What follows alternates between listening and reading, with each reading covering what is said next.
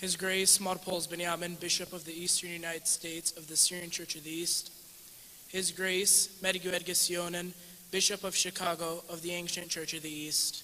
His Excellency Ilakatre, Bishop of the Albanian Orthodox Church, Reverend Fathers and esteemed clergy, sons and daughters of the Assyrian nation.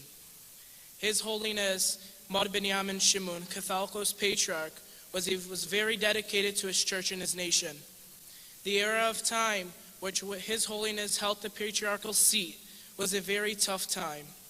The bitterness of the Kurds, the opposing governments, and afflicting religious beliefs left the Assyrian people in a very hopeless state.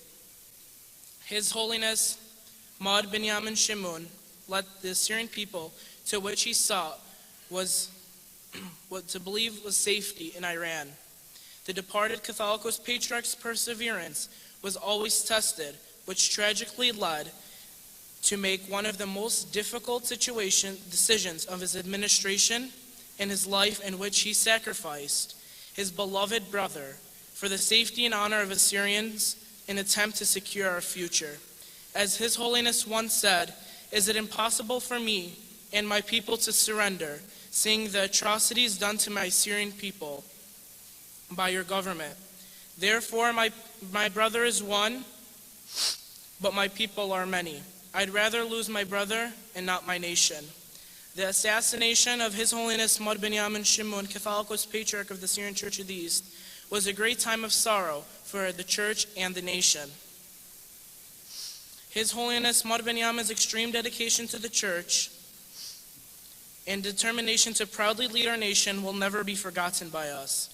His Holiness, the departed Catholicos Patriarch's honor was tested when he was encouraged to meet with the Kurdish warlord Seyfo, under the impression that there would be an anti-Turkish alliance.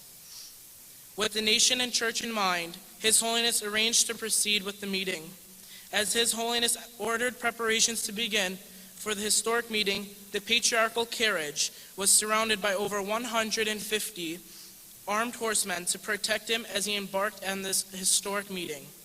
As the carriage arrived to the destination, it was received by Seyfo and his men. His Holiness Mar Benjamin Shemmoun stated in the meeting with Seyfo, "I assure you in all honesty that we have not least intention of doing any harm in Persia, or of carving out a place for ourselves in it. We only wish to defend ourselves from the attacks of the Turks." Again, the departed Catholicos Patriarch is defending his nation and his people. The meeting ended as Seyfo walked the Patriarch to his carriage, kissed his hand, and the horsemen prepared to depart. At that moment, shots were fired directly at His Holiness and his horsemen. A man of love for his nation and a soul with a great fear of God had received the blessing of martyrdom on March 3rd, 1918. His Holiness left an inspiring legacy for generations to follow. His love of humanity gave him the humblest heart towards his enemies. His ability to lead a nation through times of crisis helped the Assyrian people achieve their rights of self-determination and security. His constant advice towards his people was to act like true Christians and never to give in to evil. It has been 97 years since His Holiness received the blessing of martyrdom. His legacy is still alive today.